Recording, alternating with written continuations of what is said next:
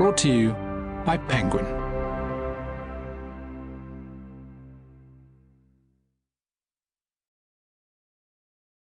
The Lady of the Lake by Jean Menzies.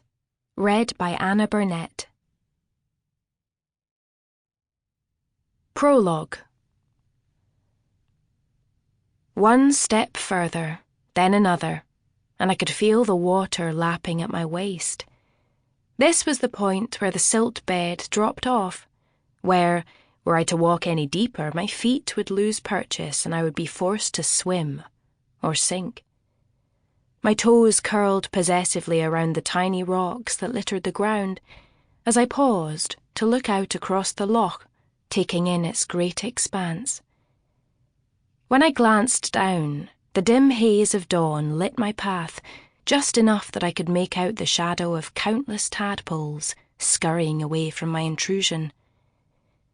Meanwhile, 2 lone swans floated by, barely registering my presence, so used to it by now were they. This was what I would miss the most. And then I sank. I dove from the precipice and let the loch swallow me, sinking deeper and deeper beneath its surface before, finally, I began to swim. Twisting and turning in its arms, I revelled in the water's cool embrace. I was home. As I reeled, I watched a shoal of pike meander past before deciding to tag along behind them. Together we swam through the watery depths, kelp occasionally tickling at my feet as I passed by. Down here, I was free from austere fathers and absent stepmothers. Down here, I was my own lord and master. I could go wherever and do whatever I wanted. Down here, I was not alone. I had the fish and tadpoles as my friends. Down here, I could still feel the memory of my mother in the water's embrace. And down here, I could pretend that the time had not come to say goodbye. 1. Camelot. Nothing could have been more in contrast with the loch I had left behind than the looming structure laid out before me.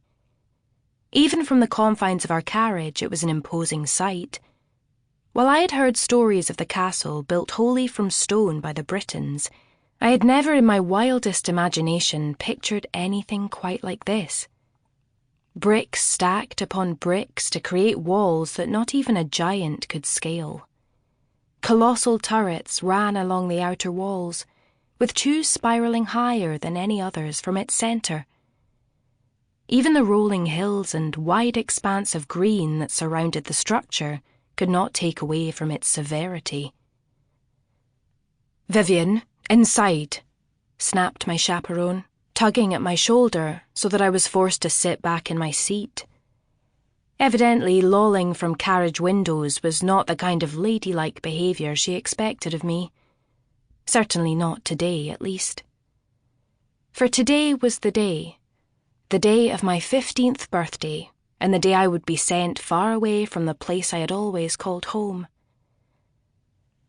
Although perhaps it was wrong to call it that now, for as long as I could remember I had known this day would come. I had been informed by each nurse or lady's maid in turn that this place was only temporary, that I was intended for the court of King Uther. My presence at his court would foster a bond of kinship between my own father's kingdom and the Pendragons. I would be raised alongside the young princess and her brother, the future king of the Britons. I would be educated in the manner of the noblest of ladies. I would receive introductions to the bravest lords and knights from Dalriada to Camelot. I would be a useful tool in their game of courts and kings. "You must be on your best behaviour from now on," my chaperone hectored. A tiny part of me was tempted to snap back. I was always on my best behaviour, wasn't I? Quiet and obedient. Sample complete. Ready to continue?